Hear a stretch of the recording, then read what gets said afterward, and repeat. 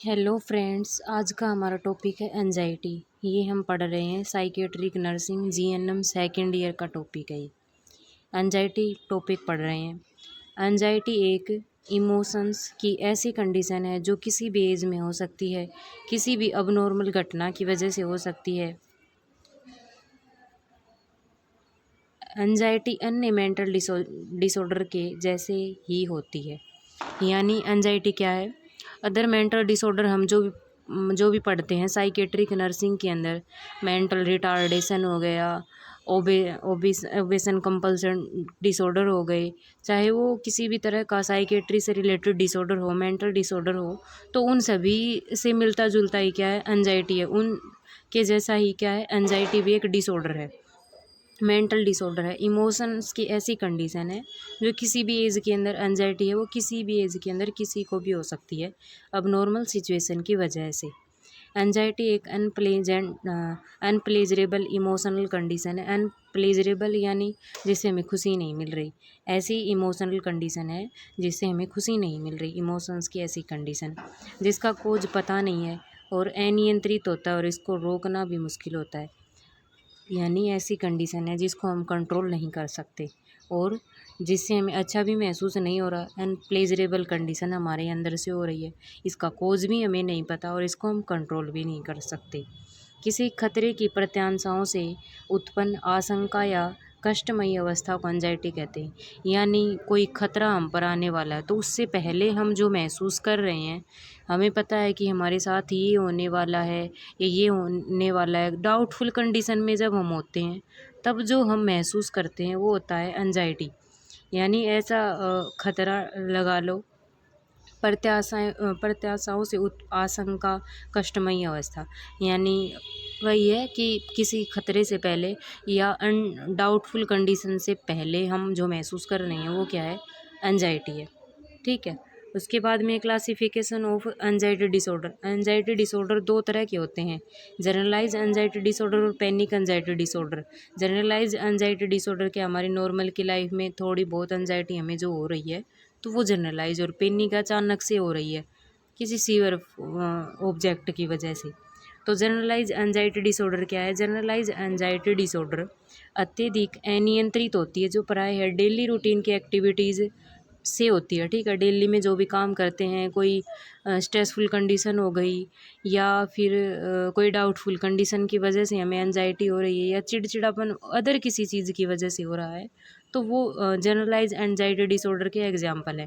तो daily routine की activities के अंदर जो हमें एंजाइटी महसूस होती है वो जनरलाइज एंजाइटी डिसऑर्डर होता है, अनकंट्रोल्ड है। एक्यूट एक्चुअल एंजाइटी से अलग होते हैं। एक्चुअल एंजाइटी यानी जो एक्चुअल वास्तविक है, रियल है, उससे अलग है ये थोड़ा सा। जीएडी का एक पुराना डिसऑर्डर है जिसमें एंजाइटी लंबे टाइम तक रहती है, बट इसका कारण कोई एक ऑब्जेक्ट या कंडीशन नहीं होती। यानी जो जनरलाइज एंजाइटी डिसऑर्डर है वो क्या है? अलग तरह का डिसऑर्डर है, लंबे टाइम से चली आ रही है दिक्कत। ठीक, एंजाइटी सभी को होती है और क्या है इसका एग्जैक्ट कोज नहीं है और अलग अलग कंडीशन की वजह से हमें एंजाइटी महसूस होती है। अलग अलग कंडीशन कुछ भी हो सकती हैं। ठीक है, फॉर एग्जांपल जैसे हमारे अंदर कोई बीमारी के साइन सिम्टम है तो हमें ये कंफर्म नहीं पता कि हमारे अंदर बीमारी कौन सी है, तो उस टाइम पर पहले हम डायग्नोस करवा लिया हमने, रिपोर्ट नहीं आई, उससे पहले जो हम महसूस कर रहे हैं वो जनरलाइज एंजाइटी डिसऑर्डर के जैसा ही है। यानी डाउटफुल कंडीशन की वजह से और घर में थोड़े बच्चे परेशान हो गए तो मम्मी को एंजाइटी हो रही है और भाई बच्चों का अच्छी केयर नहीं कर पा रहे हैं तो उसकी वजह से हो गया, या डेली लाइफ की अलग अलग एक्टिविटीज़ से रिलेटेड जनरलाइज एंजाइटी डिसऑर्डर हो सकता है। ठीक है, जनरलाइज के बाद में क्या है? इसके कोज क्या है? निश्चित कारण ज्ञात नहीं है। यानी जो भी मेंटल डिसऑर्डर हम पढ़ रहे हैं उसका एग्जैक्ट कोज, ज़्यादातर का हमें एग्जैक्ट कोज नहीं पता होता, हम सिर्फ रिस्क फैक्टर को पढ़ते हैं। यानी रिस्क फैक्टर जो मतलब हो सकते हैं इसके कारण, बिल्कुल कन्फर्म नहीं है वो, 100% वो ये नहीं है कि इन्हीं की वजह से ये बीमारी हो रही है। ठीक है, but genetic brain chemistry, genetic यानी एक पीढ़ी से दूसरी पीढ़ी के अंदर जो जीन्स ट्रांसमिट होते हैं वो इस बीमारी को कोज कर सकते हैं। ब्रेन केमिस्ट्री हो गया, ब्रेन किस तरह से फंक्शन करता है और ब्रेन के अंदर जो न्यूरोट्रांसमीटर प्रेजेंट है वो किस तरह से काम करते हैं। इन्वायरमेंटल फैक्टर यानी हमारी family condition, social condition, vocational condition, तो वो सारी चीज़ें भी एंजाइटी को कोज कर सकती हैं, उसको प्रोड्यूस कर सकती हैं। इसमें पहला क्या है, हेरिडिटरी। हेरिडिटरी में वही है, एक पीढ़ी से दूसरी पीढ़ी के अंदर ट्रांसमिट होने वाली बीमारियाँ। कुछ रिसर्च के अकॉर्डिंग है डिजीज वन जनरेशन से अनदर जनरेशन में ट्रांसमिट होती है एंड फैमिली हिस्ट्री भी रिस्पॉन्सिबल होती है। क्या है हेरिडिटरी के अंदर, जैसे माता पिता को थी, मेंटल डिसऑर्डर था उनको, तो बच्चों के अंदर ट्रांसमिट हो जाएगा, जो उनसे बच्चे पैदा होंगे उनके अंदर ये बीमारी हो जाएगी। और हिस्ट्री, फैमिली हिस्ट्री यानी उनकी पीढ़ी दर पीढ़ी एंजाइटी डिसऑर्डर चला रहा है, तो ऑफिशियल सी बात है कि ये बीमारी उनके अंदर मिलेगी। ठीक है, एक पीढ़ी से दूसरी पीढ़ी के अंदर चली जा रही है। ब्रेन केमिस्ट्री के अंदर क्या है, ब्रेन में न्यूरोट्रांसमीटर्स का लेवल एबनॉर्मल हो जाता है। न्यूरोट्रांसमीटर स्पेशल केमिकल संदेश वाहक होते हैं, को एक नर्व सेल से इन्फॉर्मेशन को दूसरे नर्व सेल में भेजती हैं। यदि एबनॉर्मल हो जाएं तो मैसेज ब्रेन को रिसीव नहीं हो पाएगा। हमने फर्स्ट ईयर में पढ़ा था एनाटॉमी के अंदर, नर्वस सिस्टम के अंदर वो था न्यूरॉन, ब्रेन की सेल। तो वो क्या थी, क्या काम करती हैं, वो एक जगह से दूसरी जगह पर इंफॉर्मेशन को, एक न्यूरॉन से दूसरे न्यूरॉन के अंदर इंफॉर्मेशन को पहुंचा रही हैं। तो वहाँ पर क्या था कि वो पहुंचा रही हैं, वो सेल प्रॉपर फंक्शन कर रही थी। साइनेप्स एक जगह थी, क्या था कि एक न्यूरॉन है वो दूसरे न्यूरॉन के साथ में जब अटैच होगा तो वहाँ पर जो गैप है, जिस चीज़ की वजह से वो आगे पहुँच रहा है, उससे जुड़ रहा है, इन्फॉर्मेशन दूसरी जगह जा रही है, तो उसको हम साइनेप्स बोल रहे थे। ठीक है, तो वही साइनेप्स है। तो वहाँ पर कोई अबनॉर्मलिटी हो, और ब्रेन के अंदर न्यूरोट्रांसमीटर होते हैं जो एक जगह से दूसरी जगह पर, डोपामिन हो गया, सीरोटोनिन हो गया, ये मतलब क्या है, न्यूरोकेमिकल वाली चीज़ें हैं। ये क्या करती हैं, एक जगह से दूसरी जगह पर इंफॉर्मेशन को ब्रेन के अंदर पहुंचाती हैं। तो जब ये अच्छे से काम नहीं करते तब क्या होता है, इनकी अबनॉर्मलिटी की वजह से हमारे अंदर एंजाइटी हो सकती है। इनका लेवल नॉर्मल से ज़्यादा हो जाए या कम हो जाए। इसके लिए क्या ज़रूरी है कि ब्रेन के प्रॉपर फंक्शन के लिए ज़रूरी है कि इनका जो काम है न्यूरोट्रांसमीटर का, ये इनका लेवल है ये नॉर्मल होना चाहिए। अब नॉर्मल हो जाता है तो हमारे अंदर मेंटल डिसऑर्डर देखने को मिलते हैं, और ब्रेन है प्रॉपर फंक्शन नहीं करता इनकी वजह से। ठीक है, ये ब्रेन केमिस्ट्री के अंदर। इन्वायरमेंटल फैक्टर के अंदर है, कोई ट्रॉमा वगैरह हुआ हो, चोट वगैरह लगी हो, या कोई ऐसा स्ट्रेसफुल इवेंट रहा हो, लव्ड वन की डेथ हो जाना, तलाक हो जाना, नौकरी या स्कूल का चेंजमेंट और नौकरी का लॉस हो जाना, स्ट्रेसफुल कंडीशन, तो ये सारे कोज क्या हैं, क्या कर सकते हैं, एंजाइटी को कोज कर सकते हैं। ठीक है, इसके बाद में है इन्वायरमेंटल फैक्टर के बाद में नशे वाली वस्तुओं को अचानक से त्यागने से भी ऐसी कंडीशन आ सकती हैं। साइको अब वो पढ़ेंगे, हम अगला चैप्टर है सब्सटेंस अब्यूज़ वाला। तो उसमें क्या है कि एल्कोहल हो गया, कैफ़ीन हो गया, गांजा हो गया, भांग हो गया, चरस हो गई, तो इन सारी चीज़ों का हम अब्यूज़ करते हैं, नॉर्मल से ज़्यादा अब्यूज़ यानी लत, उनको ज़्यादा एडिक्ट करते हैं हम, तो उसकी वजह से उनको एकदम से छोड़ते हैं, विड्रॉल करते हैं, उनको छोड़ते हैं। जैसे कोई अल्कोहल ले रहा कंटिन्यू, लेकिन उसको छोड़ देगा तब उसके अंदर साइन सिम्टम हमें शो होंगे, तो वो होते हैं नशे वाली वस्तुओं को छोड़ने से। उसके बाद में जो साइन सिम्टम है वो एंजाइटी भी हो सकता है, यानी उसने नशे वाली चीज़ें हैं वो छोड़ दी। जैसे कोई अल्कोहल का यूज़ कंटिन्यू करता था तो अचानक से उसने छोड़ दी, तो एंजाइटी उसके अंदर हमें विड्रॉल का सिम्टम्स दिखेगा। ठीक है, साइन सिम्टम ऑफ जीएडी है, फिजिकल कारक है, कार्डियोवैस्कुलर सिस्टम से रिलेटेड क्या होगा, टैकीकार्डिया पेशेंट के अंदर जो होगा, चेस्ट पेन उसको होगा, हार्ट बीट है वो नॉर्मल से ज़्यादा हो जाएंगी, अनकॉन्शियस बेहोश हो जाएगा पेशेंट, धड़कन में कमी, उसके जो हार्ट बीट है वो नॉर्मल से कम हो जाएंगी। रेस्पिरेटरी सिस्टम से रिलेटेड क्या होगा, डिस्पीनिया होगा उसको, जम्हाई आना, लंबे सांस लेगा, चोकिंग, गला रूंधना। जैसे कभी कभी होता है ना, हमें अंदर से होता है कि हमें ज़ोर ज़ोर से रोना है, लेकिन उस टाइम पर क्या करते हैं, हम उन आंसुओं को रोक के रखते हैं, तो हमारे गले के अंदर हमें ऐसा महसूस होता है कि कुछ रुका हुआ है। ठीक है, रोना चाहते हैं लेकिन रो नहीं पाते हम, तो वो कंडीशन होती है चोकिंग, गला रूंधना। ठीक है, ऐसा महसूस, घुटन जैसा महसूस होता है हमें इसके अंदर। एलिमेंट्री के अंदर क्या होगा, प्यास उसको ज़्यादा लगेगी, उसको निगलने में प्रॉब्लम होगी, नोजिया उसको होगा, नोजिया, उबकाई आना, एब्डोमिनल पेन उसको हो सकता है, और डायरिया। इसके अलावा गैस्ट्रो यूरिनरी सिम्टम्स के अंदर फ्रेक्वेंसी, यूरिन बार बार पास आउट करके आना, हेजिटेशन उसको महसूस होगी, सेक्सुअल डाइसफंक्शन, सेक्सुअल एक्टिविटी के अंदर उसका अच्छा अच्छा परफॉर्म नहीं रहेगा। ठीक है, एंजाइटी की वजह से।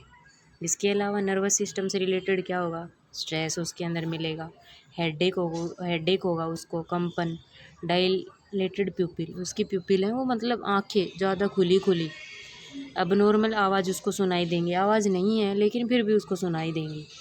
मस्कुलोस्केलेटन सिस्टम से रिलेटेड क्या होगा, पेन, बॉडी पेन होगा, दांत पीसना, पुराने झटके, यानी क्या होगा उसको कि चक्कर जैसे आएंगे उसको, या मतलब उसको ये महसूस होगा पेन हो रहा है उसके शरीर के अंदर, तो ऐसा उसको महसूस होगा। साइकोलॉजिकल सिम्टम क्या होंगे, एंजाइटी है उसके अंदर, डर, इरिटेबिलिटी, चिड़चिड़ापन महसूस होना, आराम नहीं कर पाना, कंफर्टेबल महसूस नहीं करेगा वो। डिपर्सनलाइजेशन, यानी ये महसूस करेगा कि मेरा इस दुनिया में कोई नहीं है, मैं हूँ ही नहीं, उसको अपने बारे में ही नेगेटिव थॉट आएंगे। बुरे सवपन आना, किसी भी ऑब्जेक्ट को फील नहीं कर पाएगा, डिसीजन नहीं ले पाना, डिसीजन मेकिंग एबिलिटी है उसकी वो क्या हो जाएगी, कम हो जाएगी। फार्माकोथेरेपी उसको क्या प्रोवाइड करेंगे ट्रीटमेंट में, बेंजोडाइजेपाम, ये मेडिसिन, और एंटी डिप्रेसेंट, ये मेडिसिन उसको प्रोवाइड कर देंगे। और ट्रीटमेंट, मेडिकल ट्रीटमेंट में क्या लिखोगे, जो भी साइन सिम्टम हम पढ़ते हैं, वो चाहे किसी का हो, चाहे चाइल्ड हेल्थ की कोई डिजीज़ कंडीशन हो, चाहे मेडिकल सर्जिकल का हो, किसी भी डिजीज़ कंडीशन को हम पढ़ रहे हो, तो उसके जो भी साइन सिम्टम होते हैं, तो ट्रीटमेंट में हम उन्हीं को ट्रीट कर देते हैं। यानी जो साइन सिम्टम हमने उस डिजीज़ कंडीशन के पढ़े हैं, तो उन्हीं को ट्रीट कर देंगे, वही उसका ट्रीटमेंट होता है। ठीक है, मेडिकल या सर्जिकल या नर्सिंग जो भी है, तो उसके अकॉर्डिंग हम लिख देते हैं। तो ये जो साइन सिम्टम हमने पढ़े हैं, इनको ट्रीट करने के लिए मेडिसिन दे देंगे या थेरेपी उसको प्रोवाइड कर देंगे। फार्माकोथेरेपी में मेडिसिन देंगे, साइकोथेरेपी में उसको सीबीटी, कोग्निटिव बिहेवियर थेरेपी, उसके बिहेवियर को अच्छा बनाने के लिए उसको हम थेरेपी प्रोवाइड करेंगे। उसके बाद में जनरलाइज एंजाइटी डिसऑर्डर हमने पढ़ा, उसका दूसरा हिस्सा है एंजाइटी का पैनिक एंजाइटी डिसऑर्डर। वो था जनरलाइज, जो डेली रूटीन की लाइफ में हमें एंजाइटी महसूस हो रही है, वो जनरलाइज एंजाइटी डिसऑर्डर। उसके बाद में पैनिक एंजाइटी डिसऑर्डर, जो कभी कभी हमें से हो रहा है। इस डिसऑर्डर में आतंक का अचानक आक्रमण होता है, इसमें अचानक और लंबे टाइम से कोई घटना होती है जिसकी भविष्यवाणी भी नहीं की जा सकती, और हम उसे प्रत्यक्ष भी नहीं देख सकते। यानी अचानक से कोई इवेंट होता है जिसके बारे में हमने सोचा नहीं होता कि भाई हमारे साथ ऐसा भी हो सकता है, हम कभी उसको सोचते भी नहीं है, लेकिन वो क्या है, हमारे सामने ऐसी घटना घट जाती है। कोई भी लगा लो, जैसे घर के अंदर चोरी हो गई, तो हमने तो ऐसा नहीं सोचा कि हमारे घर के अंदर चोरी हो जाएगी, लेकिन अचानक से हो गई, तो हमारे लिए वो आतंक, यानी वो घटना हमारे लिए, वो सिचुएशन या कंडीशन हमारे लिए अचानक से हमारे सामने अराइज हुई है, हमें हमारे सामने प्रेजेंट है वो, तो उसको लेकर जो हमें एंजाइटी महसूस हो रही है, वो पैनिक एंजाइटी डिसऑर्डर है। यानी जिसको हमने सोचा नहीं हो, तो अचानक से किसी भी टाइम पर कभी भी कोई भी ऐसी सिचुएशन हो जाए, तो उसको पैनिक एंजाइटी डिसऑर्डर बोल रहे हैं। Cause of panic anxiety disorder, exact cause इसका भी नहीं पता, लेकिन वही है जो हम पीछे बढ़ते आ रहे हैं, हेरिडिटरी, एक जनरेशन से दूसरी जनरेशन के अंदर बीमारियां ट्रांसमिट हो रही हैं, रोगग्रस्त स्थिति। जब इसमें पेशेंट को अगर कोई डिसऑर्डर पहले से है, तो उसके कारण भी ऐसा हो सकता है, यानी पहले से कोई डिजीज़ कंडीशन है, चाहे मेंटल डिसऑर्डर हो या अदर फिजिकल कोई अदर डिसऑर्डर हो, तो उस कंडीशन में क्या है कि मेंटल हेल्थ के ऊपर अफेक्ट पड़ता है, तो उसकी वजह से जनरलाइज एंजाइटी डिसऑर्डर उसको हो सकता है। माल फंक्शनिंग ऑफ ब्रेन स्ट्रक्चर, हमारा ब्रेन है वो अच्छे से काम ना करता हो, न्यूरोट्रांसमीटर है वो काम ना करते हों, ब्रेन के अंदर जो हॉर्मोन्स का लेवल है वो इम्बैलेंस हो गया हो, तो ऐसी कंडीशन को वो अराइज कर सकती हैं। न्यूरोकेमिकल फैक्टर के अंदर क्या होगा, रिसर्च से ज्ञात हुआ है कि आतंक जनित लोगों में ब्रेन की 10 से 20% कम गाबा एक्टिविटी होती है। नॉर्मल न्यूरोट्रांसमीटर यानी न्यूरोट्रांसमीटर हैं वो अच्छे से प्रॉपर फंक्शन नहीं करते, उनका लेवल कम होता है, तो उसकी वजह से भी पैनिक एंजाइटी डिसऑर्डर हमें देखने को मिलता है। साइकोलॉजिकल फैक्टर के अंदर लाइफ की स्ट्रेसफुल घटनाएं, लाइफ की चेंजमेंट, इन्वायरमेंटल फैक्टर, ये छोटी छोटी बातें ज़्यादा सोचना, ये सब फैक्टर रिस्पॉन्सिबल हैं पैनिक एंजाइटी डिसऑर्डर के लिए। स्ट्रेसफुल इवेंट हो रहे हैं लाइफ के अंदर, स्ट्रेसफुल कंडीशन है, डिप्रेशन की कंडीशन में है, उसकी लाइफ के अंदर चेंजमेंट हो रहे हैं, इन्वायरमेंट उसका अच्छा नहीं है, तो ये सारी चीज़ें जब हम ज़्यादा मात्रा में सोचने लगते हैं, सीरियसली इनको ले लेते हैं, तो भी हमारे अंदर पैनिक एंजाइटी डिसऑर्डर हो सकता है। अदर फैक्टर के अंदर क्या, हाइपोग्लाइसीमिया, क्या है, ग्लूकोज का लेवल नॉर्मल से कम हो जाना, हाइपोथायराइडिज्म, ठीक है, या पर्सन के अंदर हार्ट की प्रॉब्लम हो जाने से भी ऐसी प्रॉब्लम्स अराइज हो सकती है। हार्ट की बीमारियों से रिलेटेड कोई पेशेंट है तो उसके अंदर भी ऐसा होने का चांस होता है। साइन सिम्टम, दिल की धड़कन नॉर्मल से ज़्यादा हो जाना, ब्लड प्रेशर हाई हो जाना, हाथ पैर उसके कांपने लगेंगे, स्वेटिंग उसको ज़्यादा, पसीना आएगा, गला रूंधना बताया है पीछे, सांस की कमी, सांस नहीं ले पाएगा, नोजिया और वोमिटिंग उसको होगा, डिस्कम्फर्ट उसको महसूस होगा, पेट में गड़बड़, हेडेक, पेट में गड़बड़ क्यों, खाना कम खाने की वजह से हेडेक हो गया, चक्कर आना, मृत्यु का भय होगा, वो उसको सुन होना, मतलब अवेयर नहीं रहेगा, वो सुनना सुनना ही बैठा रहेगा। अधिक कोल्ड या हॉट फील होना, कभी ज़्यादा सर्दी लगती है, कभी ज़्यादा ठंडी लगती है।